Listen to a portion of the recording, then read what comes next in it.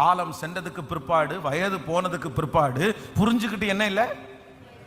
சத்தமா சொல்லுங்க, எந்த பிரயோஜனமும் இல்லை. பாருங்க, நான் சொன்ன மாதிரி இப்போ 70 வயசுக்கு மேலே இருக்கிற ஆட்கள் எல்லாம் எழுப்பி விட்டு யாராவது ஒருத்தர் குறும்பு பண்ணாங்கன்னு வச்சுக்கோங்களேன், 70 வயசுக்கு மேலே இருக்கிறவங்க எல்லாம் என்ன பண்ணுவாங்க? 40 வயசா ஒருத்தங்க தப்பு பண்ணிட்டாங்க, 40 வயசான 10 பேரை நிப்பாட்டி இருக்கிறேன், 70 வயசான 10 பேரை நிப்பாட்டி இருக்கிறேன். இவங்க 2 பேரிடத்துலையும் கேள்வி, ஒரே கேள்வி, இவனை மன்னிக்கலாமா தண்டிக்கலாமா? மன்னிக்கலாமா தண்டிக்கலாமா அப்படின்னு கேட்டா என்ன சொல்லுவாங்க? 70 வயசுக்கு மேலே இருக்கிற அத்தனை பேர் என்ன சொல்லுவாங்க? கேட்கல, மன்னிக்கலாங்க. ஆனா 40 வயசுல இருக்கிற அத்தனை பேரும் மன்னிக்க. இது எங்க நடக்குது? பைபிள் ஒரு இடத்துல நடக்குது. எங்க நடக்குது சொல்லுங்க. சாலமோனுடைய மகன் ரெகொபெயாம் அரசாட்சியில் ஏறின உடனே ஜனங்கள் எல்லாரும் சொல்லுவாங்க, உம்முடைய தகப்பன் எங்களுக்கு பாரமான நுகத்தை எங்க மேல வச்சிருக்கிறாரு, எங்க பாரத்தை நீங்க என்ன பண்ணணும்?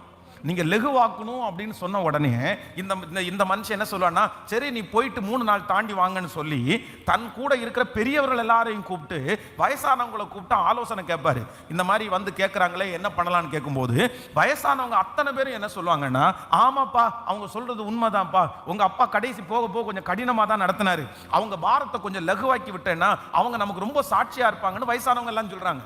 சரி நீங்க போங்கன்னு சொல்லிட்டு அவனோடு கூட வளர்ந்த இளையவர்கள் எல்லாம் வர சொல்றாரு. அத்தனை பேர்ட்டையும் கேட்கிறாரு. இப்ப அவங்கள்ட்ட கேட்கிறாரு, இந்த மாதிரி பாரமான நுகம் அப்படின்றாங்க, என்ன சொல்ற? உடனே அவங்க என்ன சொன்னாங்க? என்ன நினைச்சிட்டு இருக்காங்க?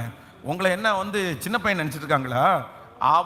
உங்க அப்பா பாரத்தை நுகமாக்குனா இப்ப சின்னதாக்குனாரா, நான் அதை விட பெருசாக்குவேன்னு சொல்லுங்க, அவருடைய இடுப்பும் என் சுண்டு விரலும் ஒண்ணுன்னு சொல்லுங்க அப்படின்னு சொல்லிட்டு அவனும் பயங்கரமா ஏத்தி விட்டாங்க.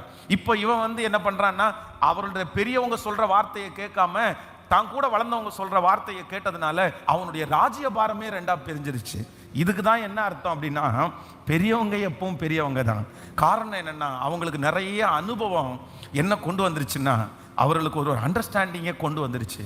ஆனா அனுபவமே இல்லாம நம்மை ஒரு நல்ல அண்டர்ஸ்டாண்டிங்குள்ள நடத்துகிற ஒரு தேவன் நம்மோடு கூட கர்த்தர் இருக்கிறார்.